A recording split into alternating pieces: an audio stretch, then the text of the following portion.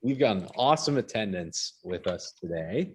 Cool. Let's see, I'm gonna let people in.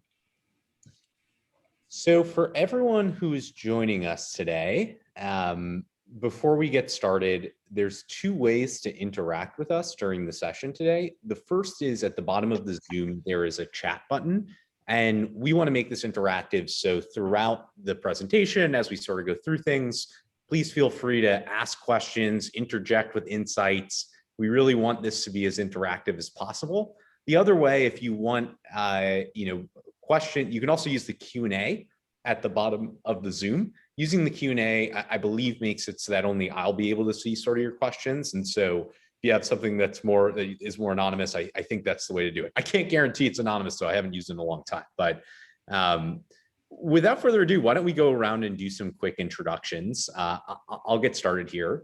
My name is Justin Wenig, for those of you that don't know me, and I see some familiar faces that are in the audience. I see some of our partners, but for those of you that don't know me, I'm co-founder and CEO of Coursedog, and I feel really grateful that you're all joining us today.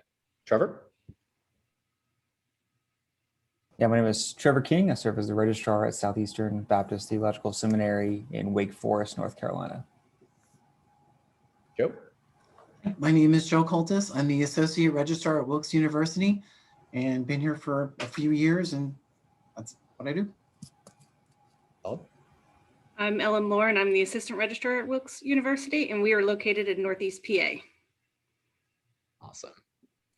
Well, I'd love to start, just for those of you that aren't familiar with Coursedog, I'll give you a little bit of background on myself, Coursedog, what we do. The majority of today is really just going to be actually talking about a little bit about what it looks like to utilize some of the Coursedog functionality. And at the end of the time, we'll actually give a live demonstration so that folks that are in the audience can take a look at what Coursedog actually is able to do for their campus. But I'll start with my story. About 3.5 years ago, I was a Columbia University student who got really frustrated while trying to enroll in the computer science classes I wanted to take. My co-founder and I spent a summer watching and trying to understand, how did schools decide, what classes to offer, go through the process of proposing them, scheduling them, and publishing them to students. And so many of you that are here, perhaps you have maybe a single product that handles some room scheduling or a catalog, or maybe you don't have any solutions or, disparate solutions. But we, at Coursedog, we empathize with students. We come from the student perspective, but we're inspired by administrators. And our mission is really to break down these barriers in academic affairs. Where my co-founder and I started when we were really investigating the different problems around curriculum and schedule planning was, we simply asked the question, what is the cost of managing these curricular resources via disparate manual processes, right? Whether it's your rooms or your faculty or your scheduling information. And an interesting stat that we found is that the majority of a university's operating costs actually go into the schedule, right? They go into what's actually built in the schedule. They go into what classes you're offering. And the question that we pose to many of our initial partners, and I'll pose to you, is, do you feel that you're using data to operate efficiently and support student need? And do you feel that your processes are disparate throughout this process? So what Coursedog is we are really an academic operations platform. We consolidate the entire curriculum lifecycle process, from course proposal to optimizing the physical schedule, which we'll talk a lot about today, to booking an event, to publishing the curriculum and event calendar to students, all in one single platform that's integrated with your student information system. And through integrating together all these disparate tasks, we cut out a lot of the manual duplicate data entry, and we give you a lot of analytics so that you can better use those resources to support your students, to grow enrollment, and support your campus's financial health. Without further ado, I'd love to give it over, in terms of today, we're going to talk a little bit about an example of how some of the Coursedog products have been used, and then we'll talk a little bit about the broader Coursedog ecosystem. But Joe or Ellen, would you folks want to give a little bit of insight into the structure of Wilkes University and how you came across Coursedog in the first place? Oh, you might be on mute, Joe. Thanks, Justin. I'll start, and Alan can certainly join in and correct me if I'm wrong or fill in. But we've only been with Coursedog for a few years, but our issue was right now we're just doing the event scheduler, because I feel that not that we're technologically behind, but in a way we are, because we only use one portion of the software that's available. And we would like to get to the point where we incorporate catalog, curriculum, the course scheduler, all that stuff. But right now our systems are so in place that we're just using the event scheduler. And what happened was our previous software package, we were not happy with, and it kept double booking events in rooms, and it was becoming an embarrassment, because nothing like getting a phone call from the president's office that you double booked an event for them and someone else. And we had just had enough of it. We had heard about Coursedog through a connection from, I think, was it Justin, was it one of your relatives or someone said something about Friend. Yep, a friend that had gone to Wilkes and said, oh yeah. So we of course contacted and said, hey, what do you have available? Because we were researching and looking. And you did the demo and we said, you know what, this is something that we're really going to check into, and we went with it. Give it a try. Yeah. And maybe I'll give it over to Trevor. Would you want to give a little background on, I think similar, Trevor's also was only a couple of years in Coursedog, although for those of you that hear, a couple year old company, but yeah, that was a great summary, Joe. And Trevor, I'll give it to you. Yeah, you bet. So I have kind of a unique situation for myself. Before I was the registrar, I was actually director of events for our campus. And so I've kind of seen the need from both sides, the event management side and the academic management side of Coursedog, which has been really helpful. For us, we had a major issue that we needed a system that was easy to use for all of our users. We've got a somewhat decentralized campus. We've got a lot of people who are on the system trying to book different events for different offices, different groups on campus, but we also needed to tie in with our classrooms and our classroom management. And we have a lot of positions, honestly, that are student positions. So people graduate, we have turnover, things like that happen. So we needed something that we could get people up to speed pretty quickly. And our previous system that we were on, not very user-friendly, pretty antiquated and difficult to get people trained on quickly, get people comfortable with. And honestly, we had, similar to what Joe was sharing, we had a lot of double booking issues and things like that. So for us, it was the event management piece that was our impetus for starting down the road, of course. Like I think we found it via just an ad on LinkedIn. So those ads are working. Justin, keep them up. They got us. What everyone's here from. Yeah. Put something in the chat if our ads are working. No, I'm just kidding. So that was really helpful for us. And so we started there and then implemented we've been working through just events and classrooms, optimization, things like that. And our ideal, hopefully, is we're currently in the process of slowly onboarding the scheduling piece, and would love to at some point get to the curriculum catalog piece down the road. Awesome. So I'd love to start, and I can give a little bit of background on how a lot of universities first come to Coursedog and how their picture of sort of these different curriculum lifecycle tasks sort of expands over time. But as you know, Joe and Trevor eloquently shared, many institutions have a legacy room or event scheduling solution, right? Something that's maybe been on campus for 10 to 15 years and maybe does the job of booking rooms, maybe doesn't, and creates double bookings. But a lot of campuses, you know, just to give you a sense, the majority of campuses that come to us either have no software, you know, for publishing a digital catalog and no software for booking rooms and events, or maybe they have a legacy solution, right, that just isn't meeting the needs, and they're starting to explore and understand what might be out there to help create a more intuitive system. Some of the pain points that we often hear from customers just starts with, we can't use the system. It's unfriendly. It's difficult to navigate. I'm on a spreadsheet. I'm in a PDF. And oftentimes the impetus for this just starts with, you know, maybe it's a registrar, maybe it's a VPAA, maybe it's a coordinator who just says, I am wasting so much time doing things that I shouldn't be doing, right? And when our institution's going through so much change, I don't have the time to deal with all of the challenges that are associated with whatever it is that I am using. And so for many institutions where Coursedog starts, and Coursedog's first sort of products were our scheduling products. So for schools like SEBTS or Wilkes, some of the features that initially hook many of our institutions are just a modern user-friendly platform for booking an event or an event request. The ability to click a button and optimize your physical space, like your rooms, looking at faculty preferences and the different features that are associated with a room. The process of SIS integration. So, Coursedog integrates with all these major SIS systems, at Wilkes, it's Banner, at SEBTS, it's Power Campus, and creating a single source of truth while writing that data back as well. And then last but not least, being able to publish an online event calendar. And these are some of the features that institutions, like Wilkes or SEBTS utilize. Was there anything else that you folks wanted to add in terms of features that you found useful with the Coursedog platform, or things that you initially thought were intriguing about the system? I'd say for us, having something that was web-based was incredibly helpful. Some of the things that we were on previously had to be on a server on site, things like that, which is really unhelpful.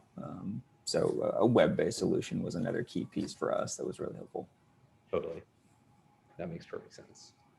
And so I'd love to just start, with, so many of our customers, they start by migrating, and they often ask the question, how do we see return on investment? And I think there's two different ways that, schools think about return on investment. And I'll start by talking about, the first one, which is just what it means to switch to a modern user-friendly platform. And then I'll start to expose schools to the larger Coursedog ecosystem and how we quantify ROI with things like course demand analytics and beautiful online catalogs that boost enrollment and some of the other bells and whistles that many of our partners today use.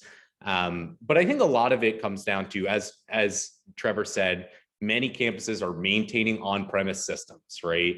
And they've got really custom integrations with their SIS that are difficult to maintain.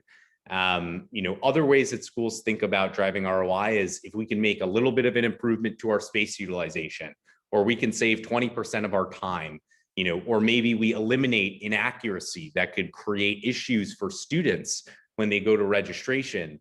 All of these are different ways that I think schools think about the benefits of room or event scheduling. And then, maintaining flexibility, right? A lot of folks get nervous that they're stuck on a vendor that isn't supporting them or isn't, adapting their product or changing the product to meet schools' needs. And then finally, I think just eliminating a lot of this manual data entry. Was there anything on the Wilkes or SEBTS side? And I'll ask Sadiq.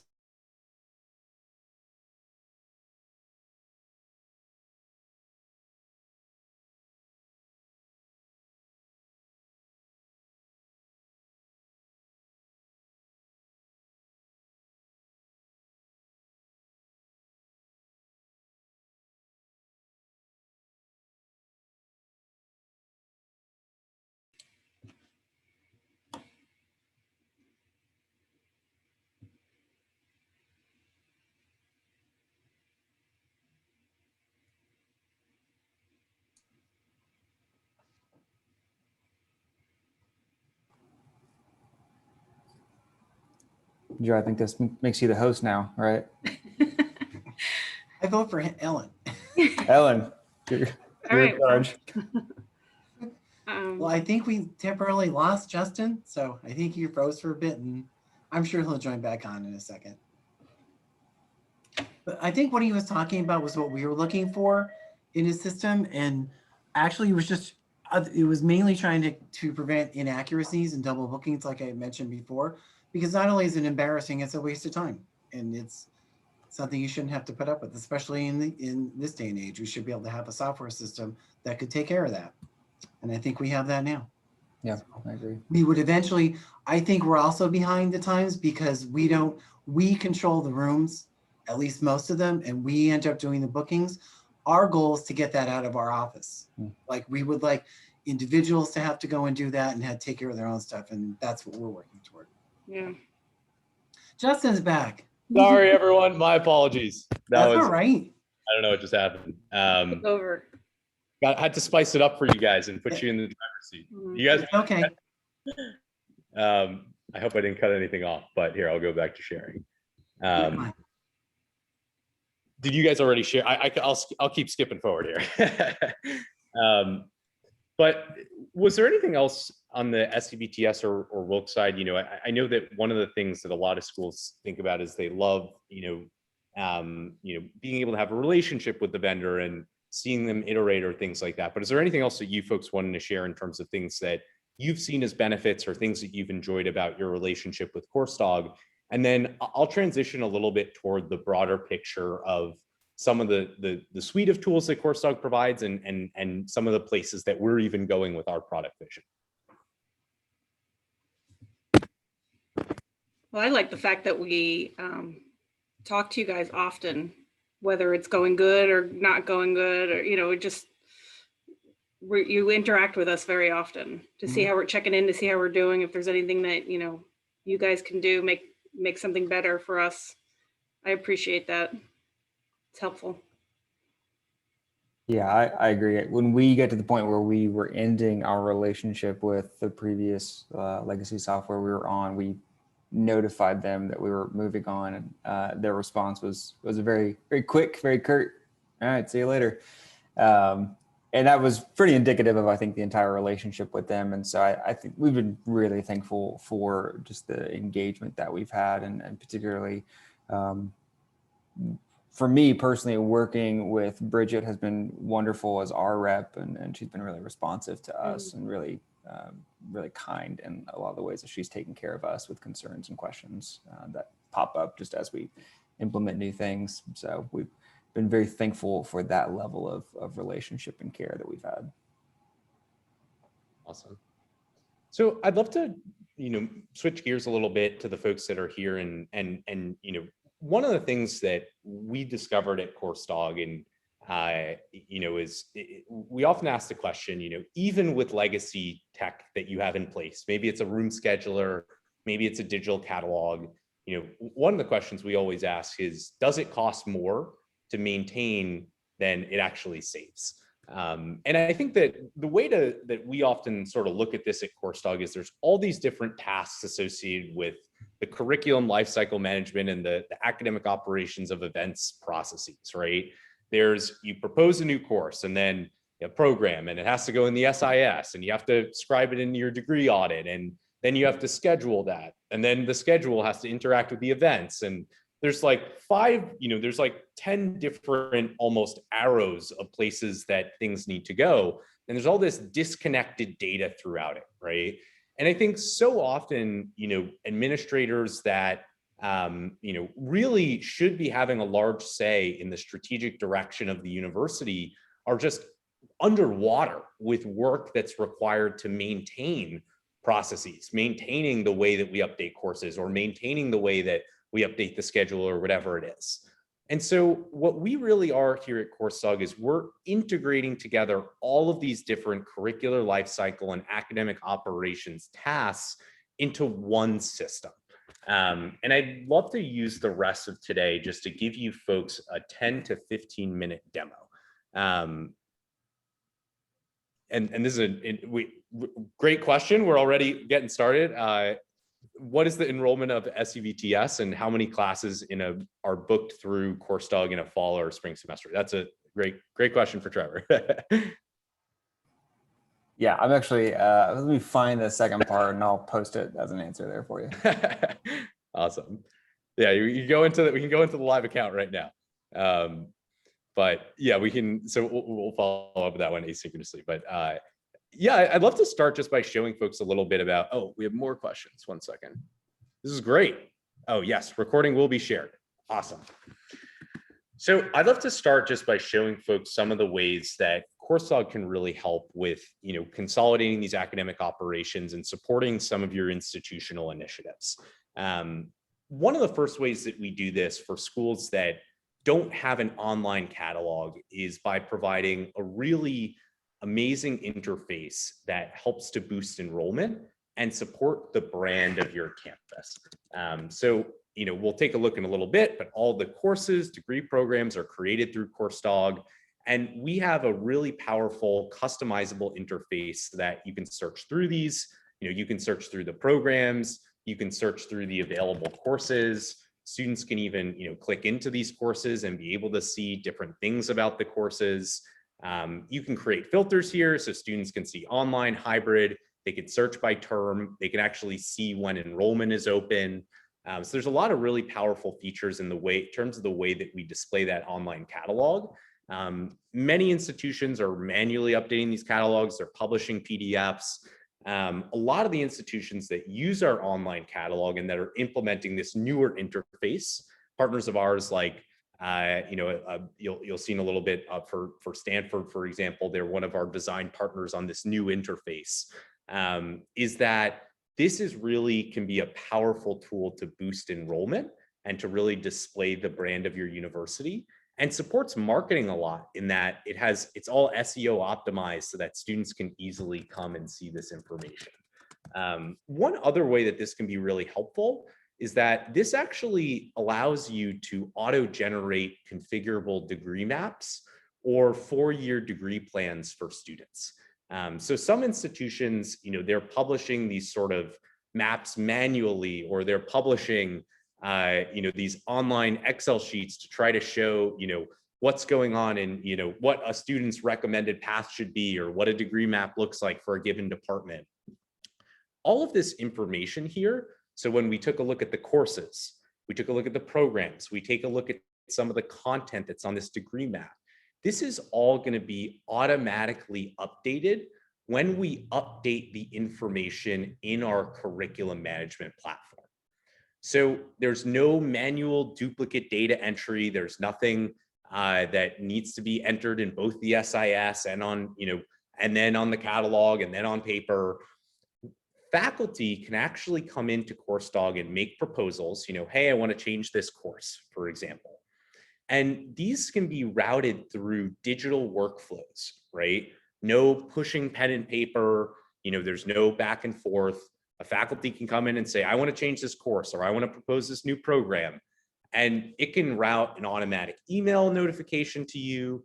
You can, see this in a single spot, and folks will start to see where this has synergies with the scheduling side, because scheduling uses the same workflow and events uses the same workflow, and it's all the same forms. So it's just all a bunch of forms and workflows is the way that we like to describe it, and why we see all these things as together. Looks like we've got a couple of questions coming in. Oh, Trevor already answered. Perfect. And then I just want to see this Q&A. I'm just going to say yes. There we go. Cool. But all of these proposals can be routed through digital workflows. And what's really cool about this is once I start to digitize my curricular workflows, I can actually have a single place where I can see all the proposals that are in queue. I can see, how long they've been outstanding for. I can even start to create custom reports, show me all of my courses that have a certain code or have certain course attributes. And maybe I want to configure the columns that are a part of this report and then export it, or search by certain effective terms or effective dates or whatever it is. But the cool part about this is that this all, is routed via these digital workflows, and your approvers, your curriculum committees or your registrar, or whomever it may be, can really simply see in red, green color code, what is it that's being changed? They can even see what are the dependencies. Is this course a prerequisite for another course? Is it going to update a degree map? Is it going to update a requirement?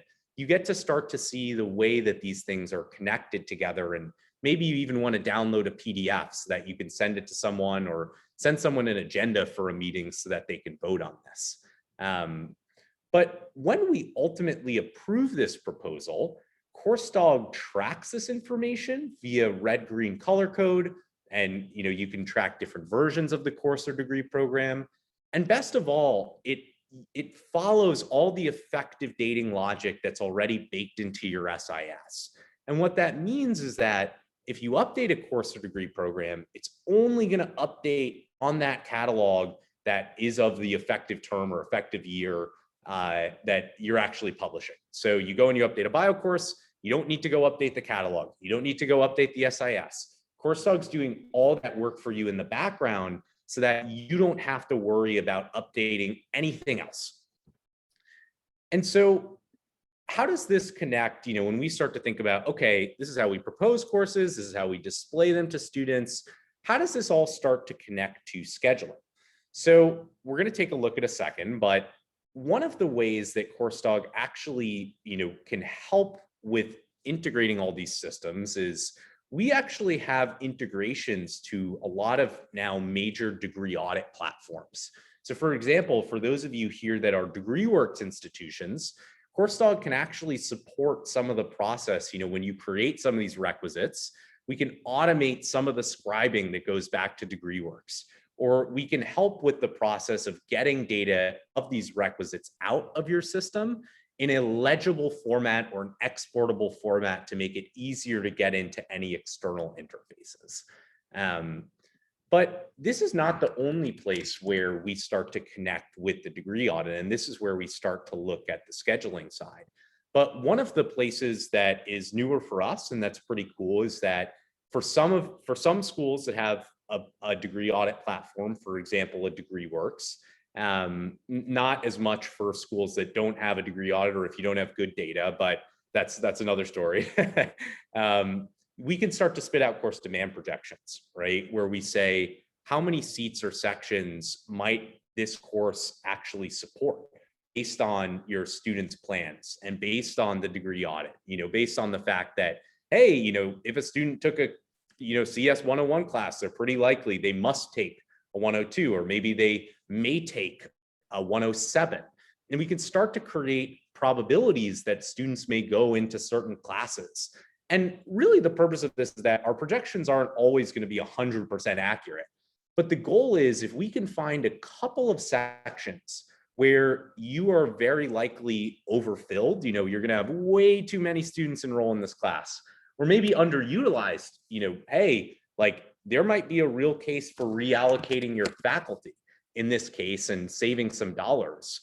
What we can start to do is really just save your, help your bottom line and help you to support student success by making sure that we're unblocking these key courses that students may need to graduate.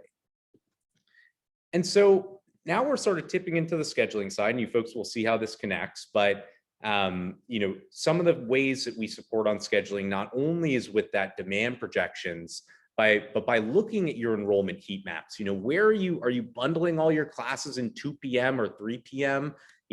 We've got some really interesting benchmarking data that a lot of schools, they pile up their classes at 1 p.m. or 2 p.m. and then it creates a lot of issues for students when they go to enrollment, right? Because they can't get into the classes that they want to take. And so what Coursedog scheduler starts to do is it starts to solve this problem. And you'll see it's the exact same interface. What's going to happen is you're going to go and you're going to set up certain rules, right? Similar in curriculum. You can say this, don't have duplicate course codes, or make sure that when I enter information, the course name is 15 characters. And in scheduling, you can do the same thing. You can say, hey, department scheduler, make sure that you follow a certain meeting pattern, or make sure that you don't offer more than 60% of your sections in prime time. Or maybe we want to make sure that Bio 101 and Chem 101 are not taught at the same time, right? So many, this is a problem that I had as a student, but, how do we make sure that these two classes, which, maybe, we want to say, hey, these two classes, let's teach them at, we know that this needs to be a same time, different day, same room relationship, for example. If a department, when they come in and start to build this schedule, their section schedule, if they violate this rule, we can have a flag, right? We can say, hey, you forgot to assign an instructor, or hey, you violated this faculty's workflow, or hey, these two classes, they really need to be taught at the same time. They're being taught at different times. And this is awesome because this form is the same form that your faculty or departments are trained on when they fill out course proposals, or they make updates to the catalog, or they fill out an event request. It's all using the same form and workflow system. So we don't have to train users a million times, right? And similarly, if someone, hey, I really need to request a non-standard meeting pattern, that can go through that same workflow system, right? So that if I'm a registrar, if I'm an approver, I can see all the information on a dashboard and I can say, oh, someone wants a rule exception request. I don't know if any of you here ever get after the fact change requests as a part of scheduling, but this can be really useful if someone can file a ticket and say, hey, I need to make a change, or hey, I need to, I have a non-standard meeting pattern, and you can easily go in and approve that and make a decision, and it'll all sync back to your SIS without you needing to go do manual duplicate data entry. And so, now that we've sort of, demonstrated how to create more efficiency with publishing a catalog that, supports enrollment, and how we can better unlock our students, meet our student need through sort of this efficient, student-friendly scheduling, I'd love to start to talk a little bit about STACE, which is a lot of what SEBTS and Wilkes use today. And, I think like I shared, so today it's quite interesting, about 60% of our customers now use all of our products together.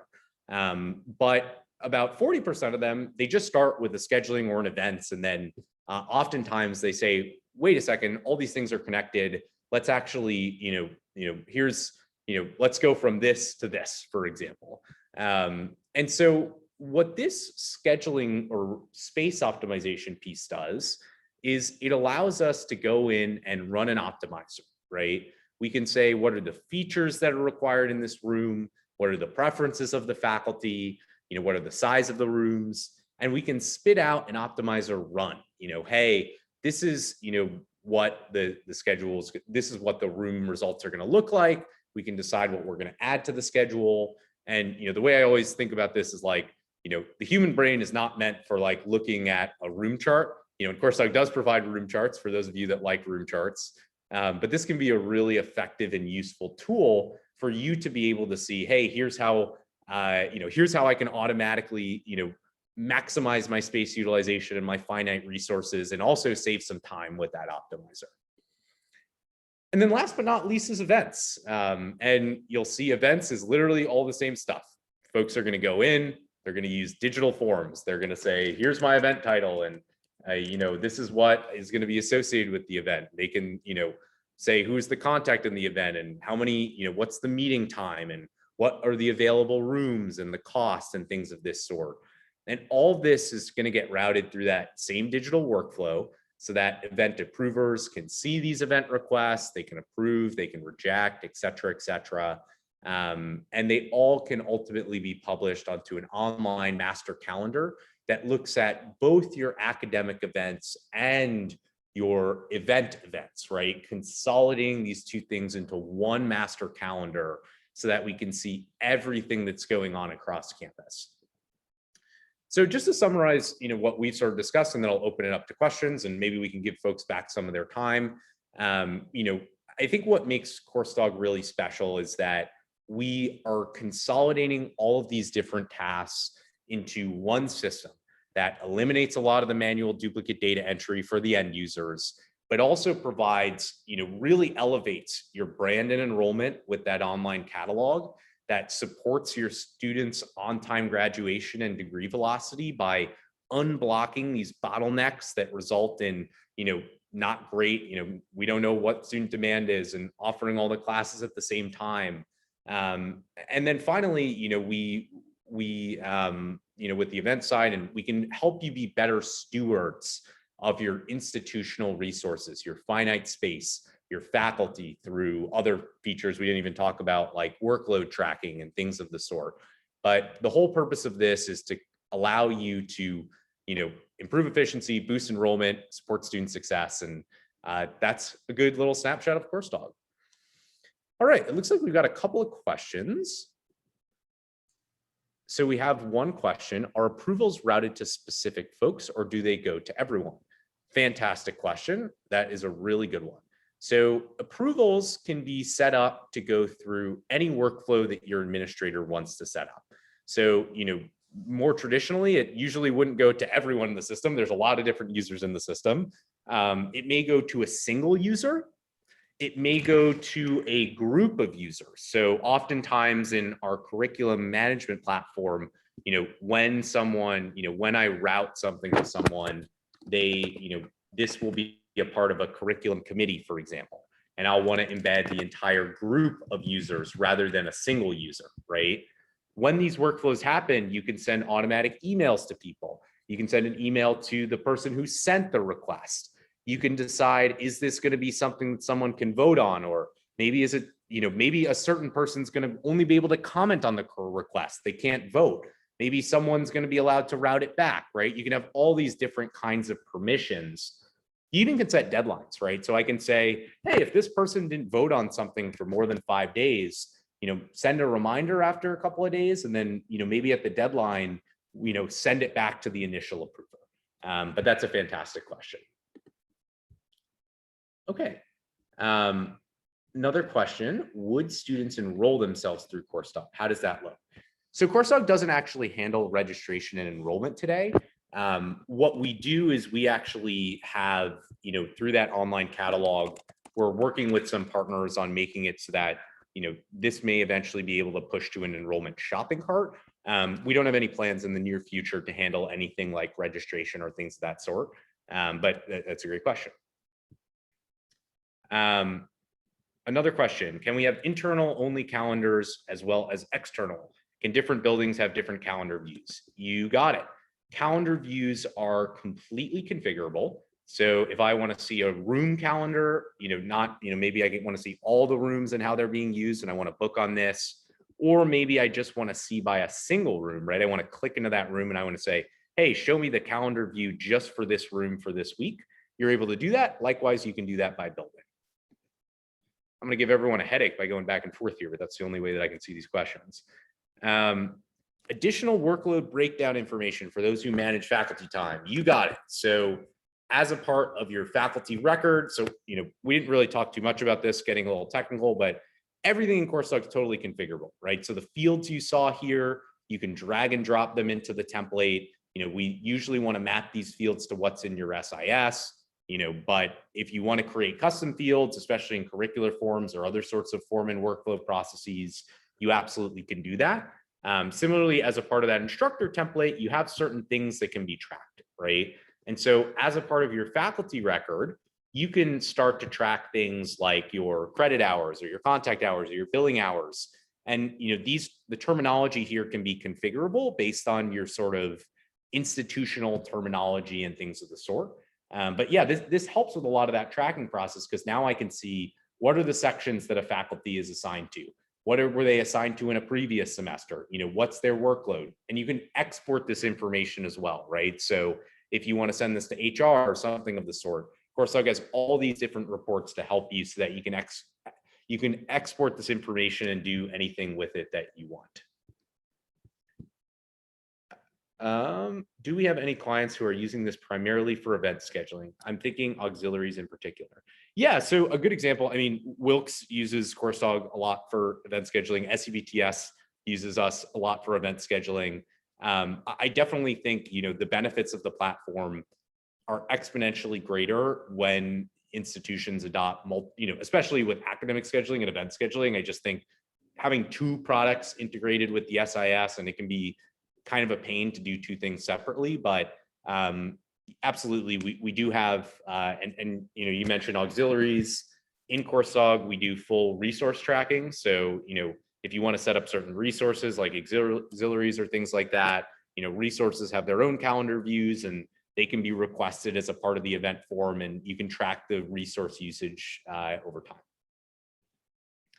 We just got through a lot. Does anyone else have any questions? And then I may let everyone have some of their time back and say thank you to the folks joining us today. Awesome. Trevor, Joe, and Ellen, first and foremost, just wanted to say thank you so much. I'm really grateful for you folks joining. It means a lot as early partners of ours and continuing to be supporters, and I just want to express my sincere gratitude for joining. And thank you everyone who joined us today on this lovely Monday afternoon. I hope everyone here has a great rest of the week. Thanks, Justin. You too. Thanks, Justin. Okay, guys. Thanks, Justin.